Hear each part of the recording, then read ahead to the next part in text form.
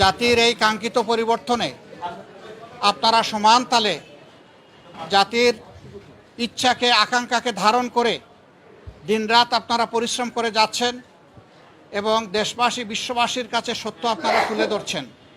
এই জন্য আমি আপনাদেরকে ধন্যবাদ জানিয়ে আমার কথা শুরু করছি।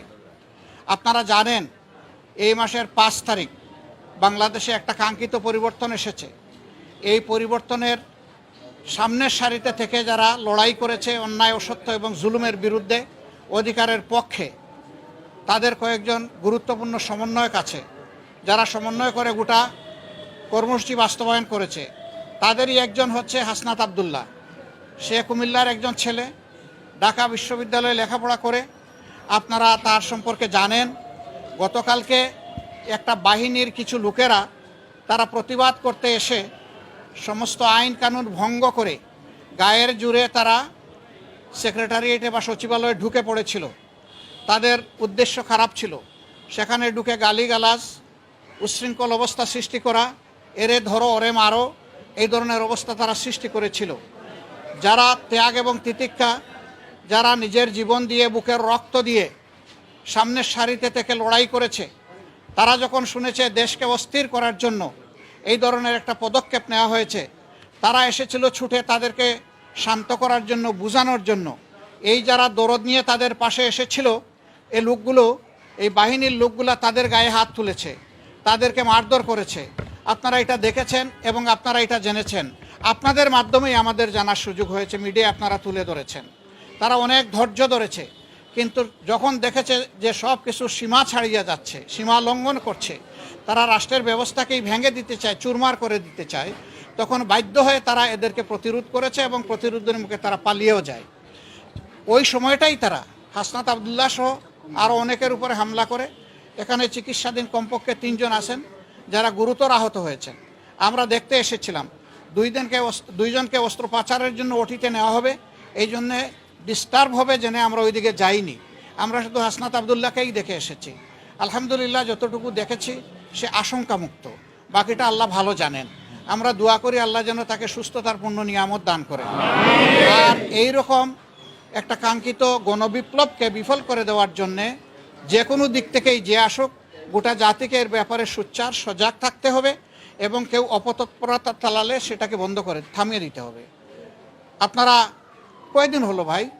এখনও তো 1টা মাস হয় নাই, সামান্য কয়টা দিন গিয়েছে। দুনিয়ার জমানো সমস্ত দাবি দেওয়া নিয়ে সবাই এখন রাস্তায় নেমে গেলে যারা এখন সরকারে বসেছেন তারা দেশটা গুছাবেন কিভাবে? এতদিন আপনাদের দাবি দেওয়া কোথায় ছিল? সেই দাবি দেওয়াগুলো এতদিন করলেন না কেন? এখন এরা দায়িত্ব নিয়েছে জনগণের অনুরোধে, তারা তো ইচ্ছা করে এখানে আসেনি। তাদেরকে যদি সহযোগিতা না করে এইভাবে ব্যতিব্যস্ত করে তোলা হয়, তাইলে রাষ্ট্র পুনর্গঠন এবং মেরামতের যে কাজটা, এটা তো তারা করতে পারবে না।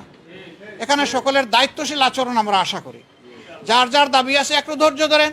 15.5 বছর যদি ধৈর্য ধরতে পারেন, 2-1টা মাস একটু ধৈর্য ধরেন, ওনারা একটু গুছিয়ে আনুক, তারপরে আপনারা স্বাভাবিকভাবে নিয়মতান্ত্রিকভাবে আপনাদের দাবিগুলা তুলে ধরেন। কিন্তু সেইটা করতে গিয়ে আপনারা সচিবালয়ে ঢুকে পড়বেন, আপনারা বিশৃঙ্খল অবস্থা সৃষ্টি করবেন, এটা তো দেশের জনগণ মেনে নেবে না। আপনারা কি দেশের জনগণের বিপক্ষে দাঁড়াতে চাচ্ছেন? এরকম যারা দুঃসাহস দেখাবে, জনগণ কিন্তু তাদেরকে ক্ষমা করবে না। আমরা আশা করব যে তাদের সকলের শুভবুদ্ধির উদয় হবে এবং কারো উস্কানিতে, ষড়যন্ত্রে তারা পা দেবে না। তারা নিজের বিবেক অনুযায়ী চলবে, দেশকে ভালোবাসবে, তারাও এই দেশের পুনর্গঠনে নিজেরা দায়িত্বশীল ভূমিকা পালন করবে। আমরা সকলের কাছে সেই দায়িত্বশীল আচরণ আশা করি। আপনাদের সকলকে ধন্যবাদ। আমাদের এই সাংবাদিক বন্ধু প্রশ্ন করেছেন, গতকাল প্রধান উপদেষ্টা জাতির উদ্দেশ্যেই প্রথম ভাষণ দিলেন। তো তিনি বলেছেন যে 17 দিনও হয় নাই, কিন্তু ইতিমধ্যে অনেক সমস্যা আমাদের দিকে ধেয়ে আসছে।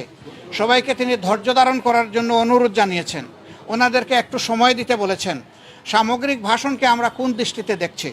আমরা মনে করি একটা দায়িত্বশীল ভাষণ উনি দিয়েছেন। এই সময় এটাই দরকার ছিল, জাতিকে সামনের দিকে আশা জাগা নিয়ে কথা জাতির শোনা প্রয়োজন ছিল। তার বক্তব্যে তার প্রতিধ্বনি হয়েছে বলে আমরা মনে করি। তবে এটা ঠিক যে এই প্রতিধ্বনির মধ্যে আমার আকাঙ্ক্ষা পূরণ না হতে পারে, আরেকজনের আকাঙ্ক্ষা পূরণ না হতে পারে।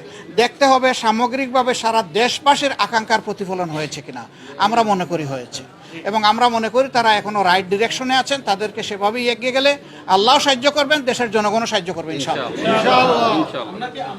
ছাত্রদের উপরে নির্ভর করে থাকবে এই ধরনের যদি আবারও হামলা হয় তখন কি জামাত ইসলাম কি এগিয়ে আসবে? আমরা এদেশের সচেতন জনগণ হিসাবে আসবো।